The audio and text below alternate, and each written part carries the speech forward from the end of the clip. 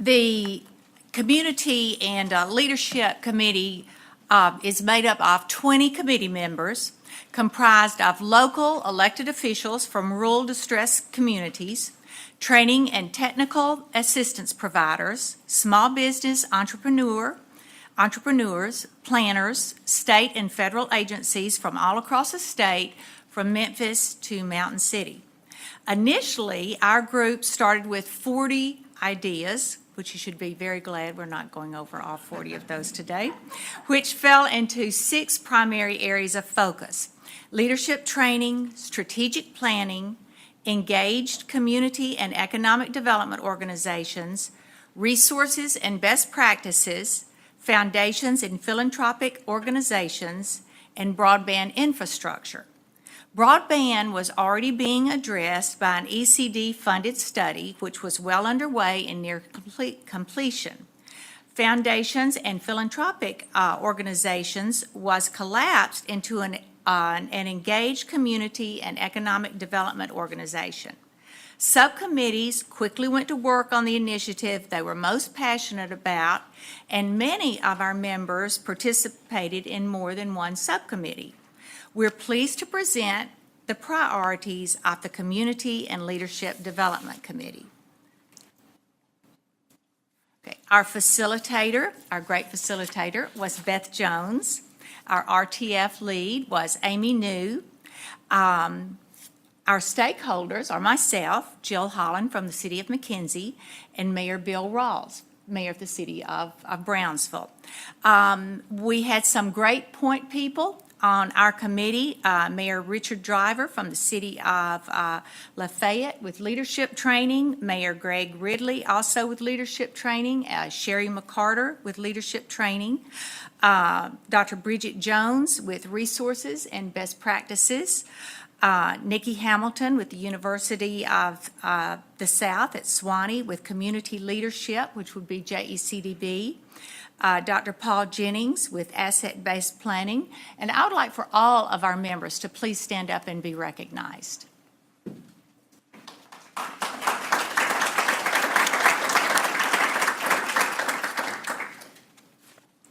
Thank you. Before we get into the Drive for Economic Prosperity, I would just like to give you a brief overview.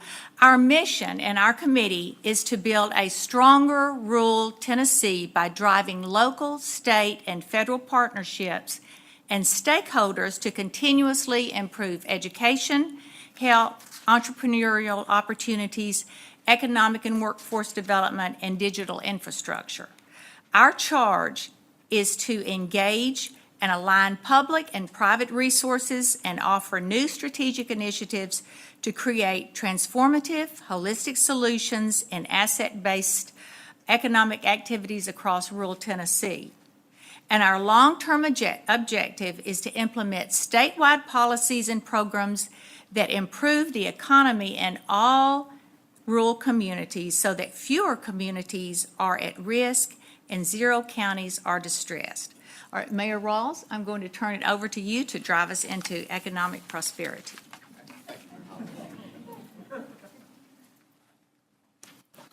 Okay, good morning, everybody. What a great day and what a tremendous opportunity. I want to say thank you to all the committee members, to the commissioners, and everybody that put this together, because as I go back into our local communities and I'll talk to them about what the work we're doing here today, the actual fact that we have opportunity to shape the policy that we get an opportunity to implement, we gain ownership. We have ownership. What we want to talk about today is real simple. Our mission, our goals, our long-term objectives all point to one thing: to increase the surface area of success. How we do that? We want to drive for economic prosperity. At the very core of every economic successful community are 4 key components. You have to have a driver for your vehicle. You have to have leadership. And that leadership should be trained. And we'll get to that later in our presentation. You have to have a directions, a roadmap to where you're going. You can't just wander about aimlessly trying to get to a destination. So you need directions. That's our asset-based planning. You get a vehicle to get there. Everybody has to be on the same page, on the same team as we ramp up Team Tennessee. That's our JCED board. That's the facilitator that carries into our local communities. The tools along the way will be your resource and best practices guide. And those are the things, or the opportunities that get us to where we want to be. You need a driver, you need directions, you need a vehicle, and tools to help you along the way. These initiatives are all interrelated. It's very important that you have continuity when you implement a plan. And there are always two very key components. Every committee that presents today will have two very strong goals, and that's implementation and sustainability. When we move forward and increase the surface area of success, our initiatives are interrelated and linked together to provide building blocks or plays, which you have. We need plays for our team. Team Tennessee ramps up. We need plays in the playbook that will make us successful, and that's what we'll present before you today.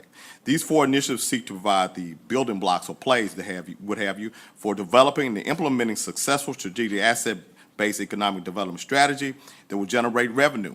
Beth Jones always says you got to make the cash register ring. If it doesn't make dollars, it doesn't make sense.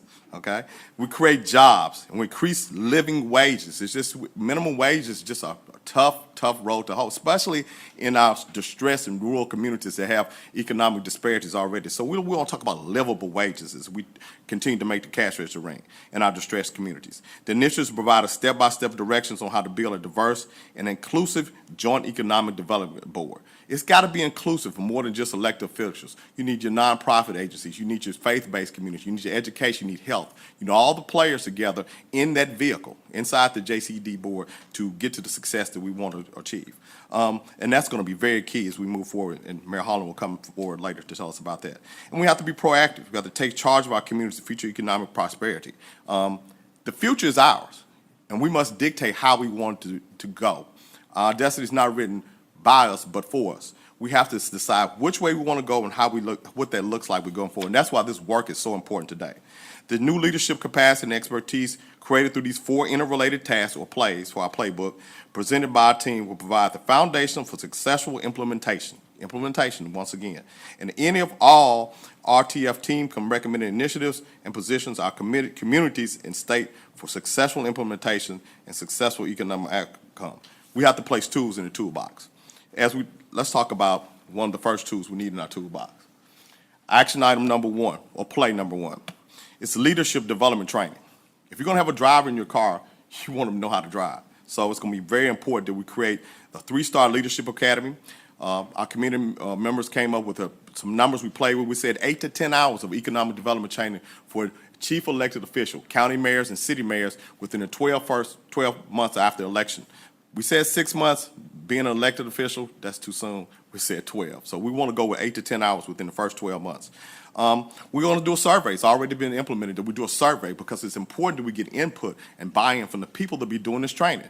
We don't want to shove this down anybody's throat. We want to say this is going to be another tool in your toolbox, and it's going to help you provide funding. It's going to make you a better elected official, and it's going to make your community better. So we engage input by implementing the survey.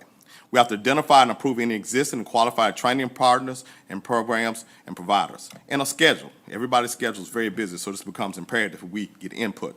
We have to identify and develop an accelerated compressed training program that can be delivered with more flexibility. Webinars, conference calls, the Governor's Conference on Economic Development, the National League of Cities, DRA, ACR, all these players will be a part of what we do. And we want to revise the 3-star program to include Leadership Academy and incentives. We have to incentivize this for training completion. Our action owner, of course, would be Tennessee Economic Rural Development, the 3-star coordinator. Our action item support would be advisory committee. That's one of the first steps we have to do is create an advisory committee made up of UT, MTAS, CTAS, and CIS, Tennessee County of Service Association, Association of County Mayors, and Tennessee Municipal League, and the Tennessee Development District. Okay? Still on play number 1. We have to understand, like I said before, the training is so important. This is not a spectator sport. Everybody has to get involved and have to be a part of the team concept. The metrics and the purpose is to increase the number of chief elected officials that have completed economic development training. And the potential is there, potential to increase qualified training programs and frequency of that they are provided. the creation of more flexibility. Once again, we talk about flexibility. We want this to be easy. We don't want it to be hard as we implement this type of leadership training. And the training delivery methods and opportunities. The resources are listed there before you. I won't go over those again. We talked about those. And the milestones. The milestones is a high-level action plan. Okay. First, we have to appoint an advisory committee. We need somebody to steer this program, and that's going to be very in the implementation phase. Okay. Establish a meeting schedule, develop project scope, timeline, assign tasks, and then number 2, identification, approval of qualified existing programs. That's going to be very key.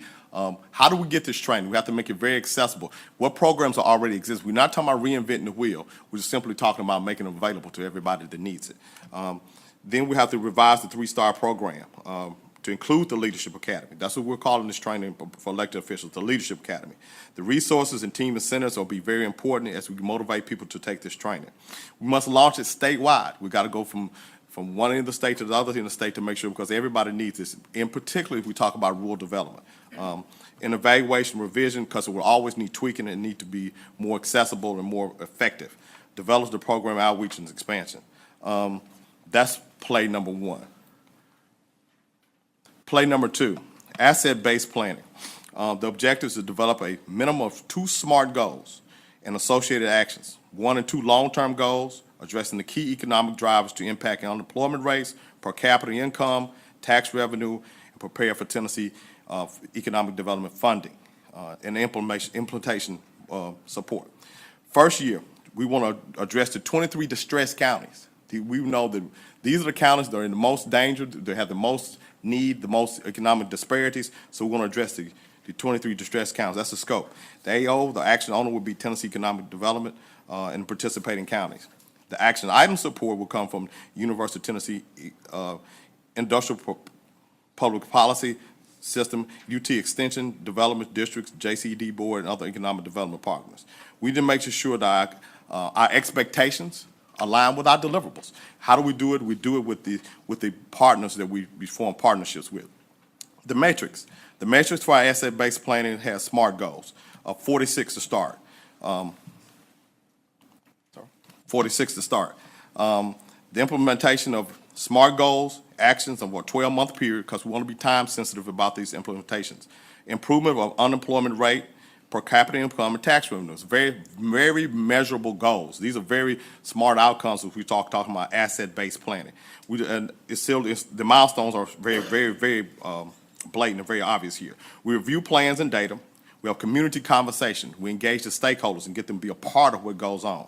We identify the SMART goals and the actions, develop the Tennessee Economic Development SMART funding, present SMART goals for JECDB approval for SMART goals and funding, project implementation, and assess of project results and impact.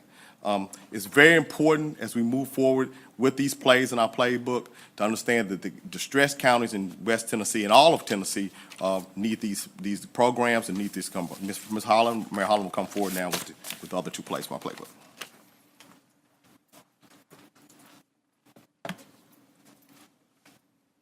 Okay, the JECDB updates. I believe that, excuse me, our entire committee unanimously agreed that the initial definition of the function of JECDB boards in the Public Chapter 1101 was good and positive for the communities. However, we also agreed that updates were needed in order to make their role more functional and positive in our communities. The objective of our committee is to expand and better align the membership of the Joint Economic Community Development Board with community leadership, making it more diverse and representative of the community and inclusive.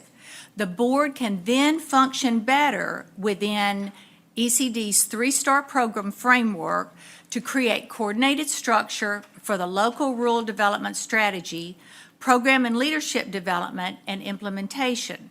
That JECDB develops and owns the asset-based plan that Mayor Rawls was talking about and is charged with the responsibility of implementing the strategies, reporting on progress being made toward economic prosperity. The scope would include amending the existing legislation, Section 15 of PC 1101 and TCA 658-114, to clarify responsibility for the creation of the board, enhance the prescribed membership, and eliminate required funding for participation. Define the purpose, goals, and outcomes to support ECD, RE, RD, and three-star programming. Establish consistent board orientation materials, meeting templates, and agendas. Identify facilitators and/or technical assistance providers to support organization and work of the JECDB. The action owners, of course, would be Tennessee ECD, Rural Development, three-star coordinator, and the legislative staff. And we would also ask that we have a project consultant that might need to develop the materials, orientation materials, meeting templates, and agendas. Along with that, we would also say that TDDA, TML, Tennessee Association of County Mayors, UT, CTAS, and MTAS would also be part of that support system.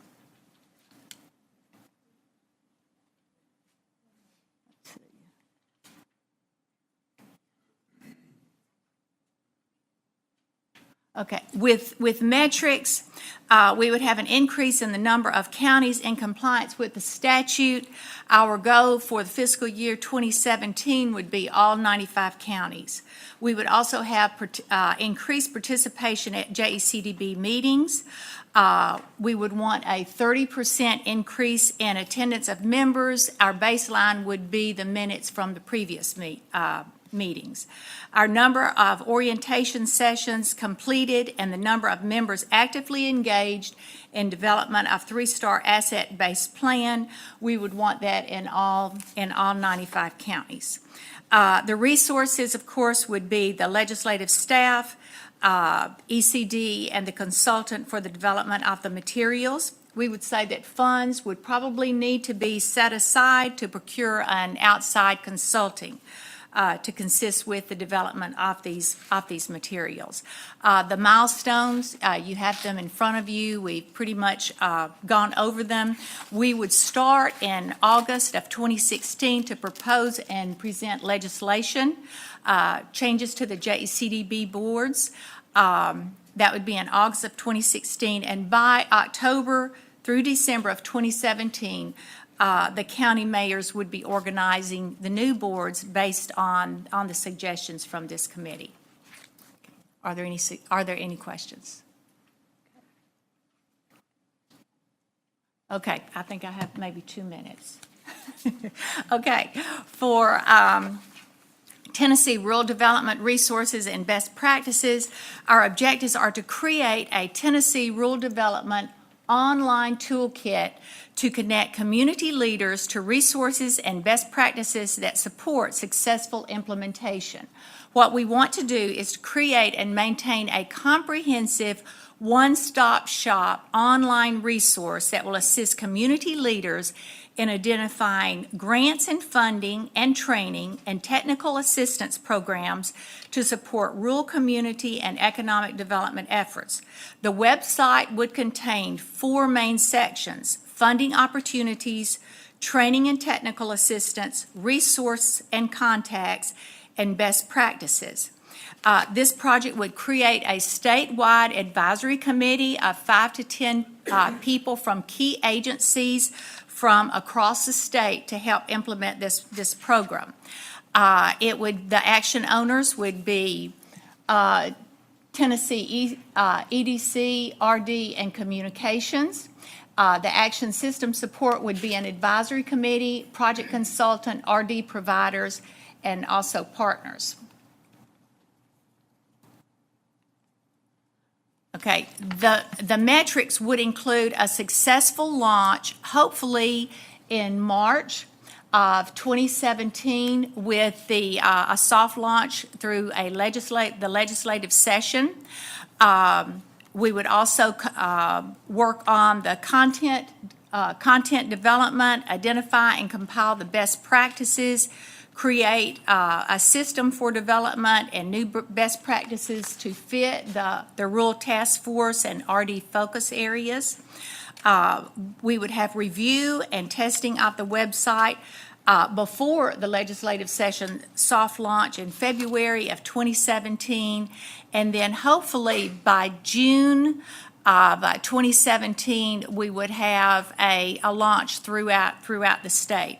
There would be ongoing updates and ongoing quarterly updates for this website that would start in October of 2017, and of course that would be ongoing. This should be explained in your templates that you have in your packages. Any questions? Thank you.